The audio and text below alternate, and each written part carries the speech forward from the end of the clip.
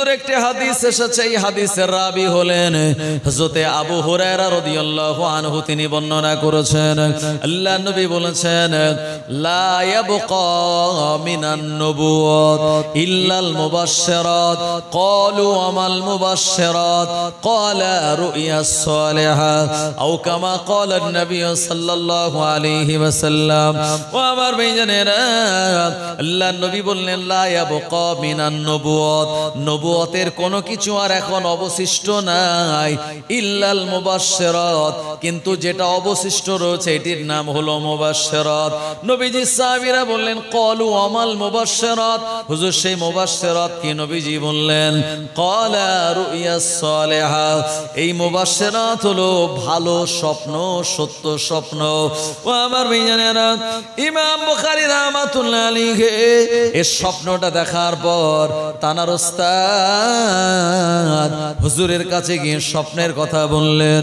ইমাম বুখারীর ওস্তাদ বললেন, ও আবু আব্দুল্লাহ মুহাম্মদ বিন ইসমাঈল, তোমার স্বপ্নের ব্যাখ্যা হলো আল্লাহ নবীর হাদিস নয়, অথচ কিছু মানুষেরা নিজেদের মন গড়া কথা তারা রচনা করে নবীজির হাদিস বলে তারা চালিয়ে দেয়। নবীজির পিওর হাদিসের সঙ্গে তারা ভেজাল হাদিস মেশাতে চায়। আমার আল্লাহ রাব্বুল আলামিন তোমার দিয়ে খেদমত নেবেন, ওই জাল আর মাউজু হাদিসগুলি আলাদা করে সহিহ হাদিসের একটি কিতাব তুমি লিখবে। এটাই এই স্বপ্নের ব্যাখ্যা, এটাই এই স্বপ্নের তাবির। ইমাম বুখারী রাহমাতুল্লাহ আলাইহি নবীজির রওজার পাশে 16 বছর বসে বসে একটি হাদিস লেখার আগে তিনি 2 রাকাত নামাজ আদায় করে নবীজির কাছ থেকে তিনি দিদার পেতেন। নবীজি বলতেন যে হ্যাঁ এটা আমার হাদিস, এটা জানার পরে তারপরে তিনি একটি হাদিস লিখতেন। আর বুখারী শরীফে তিনি টোটাল হাদিস এনেছেন। বুখারী শরীফের 2টি পার্ট, একটি বুখারী আউয়াল আর একটা বুখারী সানি। এই টোটাল বুখারী শরীফে 7275টা হাদিস এসেছে। প্রথম হাদিস হলো ইন্নামা আমালু বিন্নিয়াত, আর নিয়ত হলো সব কাজের উপরে, সব কাজের আপনার ফলাফল নির্ভর করে তার নিয়াতের উপরে। নিয়ত দিয়ে ইমাম বুখারী শুরু করেছেন আর আমাল দিয়ে শেষ করেছেন যে আল্লাহ 2টি কথা অত্যন্ত প্রিয় আর মিজানে দাঁড়িপাল্লায় খুব ভারী, আর যেটা জবানে বলতে হালকা সেটি হলো সুবহানাল্লাহি ওয়া বিহামদিহি সুবহানাল্লাহিল আযীম। ঈমান দিয়ে শুরু হয়েছে আর আমাল দিয়ে ইমাম বুখারী হুজুর তিনি তানার হাদিস শেষ করেছেন। তো আমি আপনাদের কাছে আজকে যে হাদিস তেলাওয়াত করেছি এই হাদিসটি এসেছে কিতাবুল ফিতিন নামক বাবের ভিতরে। নবীজি বলেছেন বাদিরু বিল আমাল ফিতানান কাকাতিল লাইলি মুসলিমান ইউসবিহুর রাজুলু মুমিনান ওয়া ইউমশি কাফিরান ওয়া ইউমশি মুমিনান ওয়া ইউসবিহু কাফিরান ইয়াবিউদ্দিনাহু বিআরাজিব মিনাদ দুনিয়া। ও নবীর উম্মতেরা, প্রিয় নবী আমার জানিয়ে দিলেন বাদিরু বিল আমাল, ভালো আমালের দিকে দ্রুত তোমরা অগ্রসর হও। কেননা কাকাতিল লাইলি মুসলিমান, ঘুটঘুটে অন্ধকার সাদৃশ্য এক ফিতনার জামানা তোমাদের কাছে চলে আসবে। ও জামানায় মানুষেরা ইউসবিহুর রাজুলু মুমিনান, সকালবেলা মানুষেরা মুমিন হবে, ওয়ুমশি কাফিরান, আবার সন্ধ্যাবেলা তারা কাফের হয়ে যাবে। ওয়ুমশি মুমিনান, সন্ধ্যাবেলা তারা মুমিন হবে। ওয়ুসবিহু কাফিরান, আবার আপনার সকালবেলা তারা মুমিন হবে।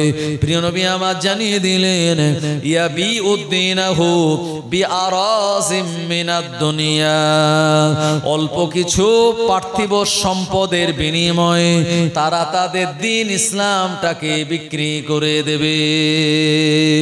ও নবীর উম্মত উম্মাতানিরা, তাই বর্তমানে আমরা যে জামানায় উপস্থিত হয়েছি এই জামানাটার নাম হলো আখিরি জামানা। আল্লাহর নবী জানিয়ে দিলেন কিয়ামতের যে আলামাতগুলি রয়েছে ওই আলামাতগুলি 2টি ভাগে ভাগ করা হয়েছে। একটি হলো আলামাতে কুবরা, মানে বড় বড় আলামাত, আরেকটি হলো আলামাতে সুগরা, মানে ছোট ছোট আলামাত। কিয়ামতের বড় আলামাত হলো ইয়াজুজ মাজুজের আবির্ভাব। কিয়ামতের বড় আলামাত হলো দাব্বাতুল আরদ নামক এক প্রাণীর আবির্ভাব। আবির্ভাব। কিয়ামতের বড় আলামত হলো দুখান, ধোঁয়া বাহির হওয়া। কিয়ামতের বড় আলামত হলো ঈসা আলাইহিস সালামের আসমান থেকে অবতরণ।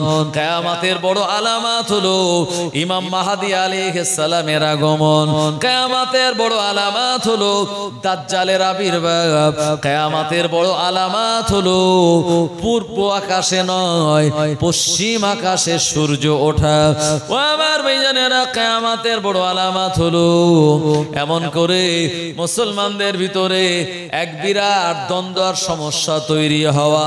ও আমার ভাইজানেরা, ছোট ছোট যে আলামাতগুলিকে আলামাতে সুগরা বলা হয়। প্রিয় নবী আমার যে ছোট ছোট আলামাত বলেছেন কিয়ামতের, ওই আলামাতগুলি অলরেডি এখন শুরু হয়ে গেছে। কথা ঠিক কিনা?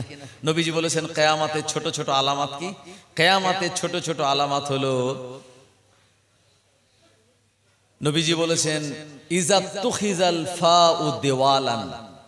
তারা কিয়ামতের ছোট আলামাতের একটি আলামাত হচ্ছে যে তারা যুদ্ধলব্ধ সম্পদকে নিজের সম্পদ মনে করবে। আমার ভাইজানেরা, যুদ্ধ থেকে প্রাপ্ত যে সম্পদ, ইসলামে এটাকে গানিমাত বলা হয়। কোরআন মাজিদের ভাষায় এটাকে আনফাল বলা হয়। ও আমার ভাইজানেরা, সূরা আনফাল আল্লাহ নাজিল করে দিয়েছেন, ইয়াসআলুনাকা আনিল আনফাল। আনফাল সম্পর্কে, এই আনফাল সম্পর্কে তারা আপনাকে জিজ্ঞাসা করে। আপনি বলে দিন যুদ্ধলব্ধ সম্পদ কোন মুসলমানের ব্যক্তিগত সম্পদ নয়, এটা আল্লাহ এবং আল্লাহর রাসূলের সম্পদ। ও আমার ভাইজানেরা, প্রিয় নবী আমার জানিয়ে দিলেন আখিরি জামানার আলামত হলো যুদ্ধলব্ধ থেকে প্রাপ্ত সম্পদগুলো নিজেদের সম্পদ বলে ও জামানার মানুষেরা তারা মনে করবে। কিয়ামতের ছোট আলামাতের ভিতরে দ্বিতীয় নম্বর আলামত আল্লাহ নবী জানিয়ে দিলেন, ও জামানায় মানুষেরা আমানাতের মালটাকে তারা খেয়ানাত করে ফেলবে। ও নবীর উম্মত উম্মাতানিরা, প্রিয় নবী জানিয়েছেন লা ঈমানা লিমান লা আমানাত লাহু ওয়ালা দীনা লিমান লা আহাদা লাহু আও কামা ক্বালা নবী সাল্লাল্লাহু আলাইহি ওয়াসাল্লাম। প্রিয় নবী আমার জানিয়ে দিলেন ওই ব্যক্তির ভিতরে ঈমান নাই যার ভিতরে আমানতদারি নাই, ওই ব্যক্তির ভিতরে আর যার ভিতরে ওয়াদা অঙ্গীকার ঠিক নাই, ওই ব্যক্তিটার ভিতরেও দিন থাকতে পারে না। আল্লাহ নবী জানিয়ে দিলেন কিয়ামতের ছোট আলামতের 3 নম্বর আলামত হলো ওয়াযাকাতু মাগরামান। যাকাত দেওয়াটাকে ও জামানার মানুষেরা তারা জারিমানার টাকার মতো মনে করবে। ও আমার ভাইজানেরা, যেখানে কোরআন মাজিদের 82 জায়গায় আল্লাহ ওয়াকিমুস সালাত বলেছেন, নামাজ তোমরা কায়েম করো, ওই জায়গাতে আল্লাহ পাক শুনিয়েছেন ওয়াতুজ যাকাত। আমার ভাইজানেরা, নামাজ যেমন ফরজ গরিব বড় লোক সবার জন্য, যাকাত কি আমার আল্লাহ গরিবদের জন্য নয়, বড় লোকদের জন্য যাকাতটাকে ফরজ করেছেন। প্রিয় নবী আমার জানিয়ে দিলেন এমন একটা জামানা চলে আসবে, এই জামানার মানুষেরা যাকাত দেওয়াটাকে তারা জরিমানার মতো মনে করবে। ওয়াযাকাতু মাগরামান। গ্রামের মানুষেরা যদি কোনো অন্যায় করে এলাকায় সালিশি সভা বসে ওই মানুষটাকে জরিমানা করা হয়, তার জরিমানা দেওয়াটা যেমন কষ্টকর, আখিরি জামানায় মানুষ মালের হিসাব করে তারা যাকাত দেবে না। ও নবীর উম্মত উম্মাতানিরা, প্রিয় নবী আমার জানিয়ে দিলেন যাকাত দেওয়া মানে হলো নিজের মালটাকে পরিশুদ্ধ করে নেওয়া। যাকাত শব্দের অর্থ হলো পবিত্র করা সম্পদের। ও আমার ভাইজানেরা, আল্লাহ নবী জানিয়ে দিলেন যাকাত যারা আদায় করবে আমার আল্লাহ পাক তাদের সম্পদগুলিকে পরিশুদ্ধ বানিয়ে দেবেন। জোরে বলেন সুবহানাল্লাহ। ও নবীর উম্মতেরা, নবী মুসা আলাইহিস সালাতু সালামের আমার ভাইজানের একটা ভাই ছিল, এই ভাই হলো খালাতো ভাই, এই ভাইয়ের নাম হলো কারুন। আমার আল্লাহ পাক যাকে অগাধ সম্পত্তি দান করে দিয়েছিল, কওমে বনী ইসরাইলেরা তারা যখন গরিব হয়ে গেল, খাওয়ার জন্য কিছুই থাকলো না, তাদের অভাব অনটন তাদের পরিবারে ঘিরে ধরলো। নবী মুসা কালিমুল্লাহর কাছে তারা গিয়ে বললেন, ও নবী মুসা কালিমুল্লাহ আলাইহিমুস সালাম, আপনি একটুখানি আমাদের জন্য টাকা পয়সার ব্যবস্থা করুন। নবী মুসা বললেন, আমার আল্লাহ পাক তিনি আমার সঙ্গে কথা বলেন বটে, কিন্তু আমি তো আল্লাহ তাআলার কাছে সরাসরি টাকার ব্যাপারে বলতে পারি না। এই সময় আমার আল্লাহ পাক নবী মুসাকে জানিয়ে দিলেন, ও নবী মুসা, আমি আল্লাহ তোমার এলাকার যে বড় লোক নাম হলো তার কারণ, আমি আল্লাহ অনেক অঢেল সম্পত্তি তাকে দিয়েছি। ওই কারণকে বলো সে যেন শতকরায় 1 টাকা যাকাত আদায় করে। আমাদের নবীর নিয়ম হলো, আমাদের শরীয়তের মসলা হলো 100 টাকায় 2.5 টাকা যাকাত দেওয়া, 1000 টাকায় 25 টাকা। ও নবীর উম্মতেরা 1 লক্ষ টাকায় 2500 টাকা। আর নবী মুসা আলাইহিস সালামের জামানা সিস্টেম হলো আপনার 100 টাকায় 1 টাকা করে যাকাত দেবে। ও আমার ভাইজানেরা, 1% যাকাত দেওয়ার কথা নবী মুসা আলাইহিস সালাম কারুনকে বলল। কারুনকে আমার আল্লাহ এত সম্পদ দিয়েছিল, কারুনের সম্পদগুলি যে ঘরের ভিতরে তালা বন্ধ করে রাখা ছিল, ওই সম্পদগুলি চাবি বয়ে বেড়াতো 60 খানা উট। এত বিরাট সম্পত্তি। ও নবীর উম্মত উম্মাতানিরা, একবার চিন্তা করুন, এত বিরাট সম্পত্তি নিজের কাছে আঁকড়ে রেখেছে। নবী মুসা আলাইহিস সালাম বললেন, কারণ আমার কওমে বনি ইসরাঈল গরীব, এদেরকে তুমি যাকাত আদায় করো। প্রিয় নবী আবার জানিয়েছেন, মুসা নবী যখন চলে গেল যাকাত আদায়ের জন্য বলল, কারণ বলল নিজে উপার্জিত করেছি, ওই টাকা কোনো মতে কওমে বনি ইসরাঈলকে আমি দিতে পারবো না। ও নবীর উম্মতেরা, নবী মুসা আলাইহিস সালাম বলেন, কারণ এ হুকুম আমার নয়, আমার আল্লাহ রাব্বুল আলামিনের হুকুম। আল্লাহ তাআলার পক্ষ থেকে নির্দেশ পেয়ে আমি তোমায় এমনটা বলি, তুমি যাকাত দিয়ে দাও, না হলে আমার আল্লাহ তোমার উপরে আযাব আর গজব দিয়ে দেবে। কারণ বলল, না না না, তোমার আল্লাহর আযাব আর গজবকে আমি ভয় পাই না। একবার জোরে বলেন নাউযুবিল্লাহ।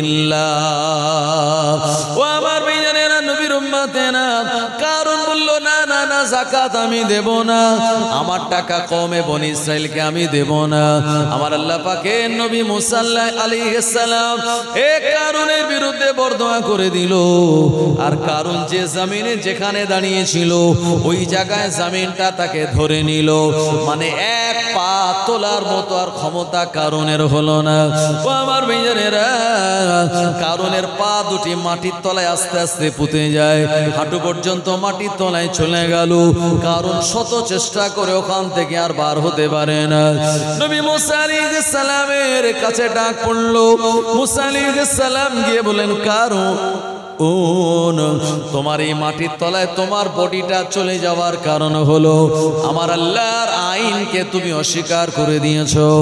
আমার ভাইজানেরা, কারণের কোমর পর্যন্ত মাটির তলায় চলে গেল। এরপরেও কারণকে মুসা আলাইহিস সালাম বললেন, তুমি যদি যাকাত দিতে স্বীকার হও, আমার আল্লাহ পাক তোমাকে ওখান থেকে তুলে দেবে। কারণ বলল, না না না, নিজের উপার্জিত টাকা আমি কমে বনি ইসরাঈলকে যাকাত দেব, আর আমার যাকাতের টাকা নিয়ে তারা ভালো মন্দ খাবে, এটা আমি কোনো মতে সহ্য করতে পারবো না। ও আমার ভাইজানেরা, কত বড় কৃপণ চিন্তা করুন। এর বুক পর্যন্ত গলা পর্যন্ত মাটির তলায় পুঁতে গেল। মুসা আলাইহিস সালাম বললেন, কারণ তুমি যদি যাকাত দিতে স্বীকার হয়ে যাও, আমার আল্লাহ পাকের আযাব তোমায় ধরবে না, বরঞ্চ আবার মাটির উপরে আমার আল্লাহ তোমায় তুলে দেবে। কিন্তু কারণ তবু বলল, না না না, আমি যাকাত দিতে রাজি নয়।